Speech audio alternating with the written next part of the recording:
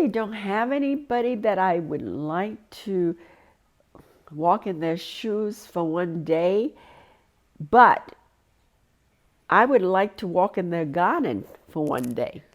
And that is Josephine, Napoleon's wife, La Maison, her garden. It was amazing, a rose garden, because that's when East meets West.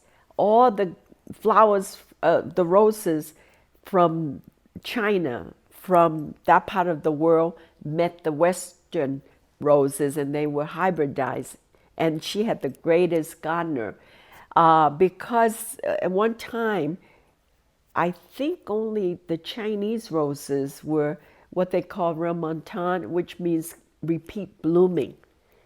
And then I think the Western one had the fragrance. So together they married, and they had some great hybrids together. So I would have liked to have walked in her garden, maybe not her.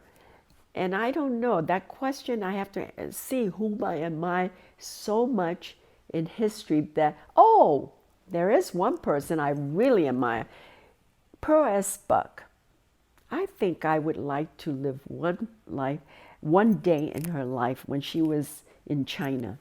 You know, she was writing those books. She was living those lives, My Several Worlds and The Good Earth, things like that. And to this day, I don't understand why they have not made a movie about this amazing woman, modern woman, the first woman, American woman who won the Nobel Prize.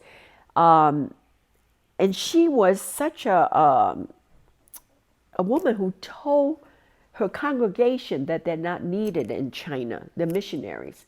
I mean, can you imagine telling that? And they asked her to resign the board the next day. But she was an amazing woman.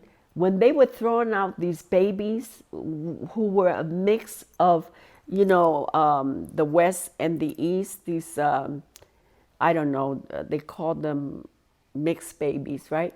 She was adopting them and had an adoption agency that's still relevant today. And one of my wish on my bucket list is to visit her home in Pennsylvania and learn more about her. And she has done a beautiful cookbook. And she says, without question, Asian food is the best. And I agree with her. But to me, she was an amazing woman to have taken care of all these kids, to have written all these wonderful novels. I have read The Good Earth, but my favorite book of hers is My Several Worlds. I read as a kid, and I want to find that book and read again. She talks about growing up in China and the people she met. And of course, she spoke Chinese fluently, and she was of the Chinese mind. It was amazing. She's probably a woman I admire the most.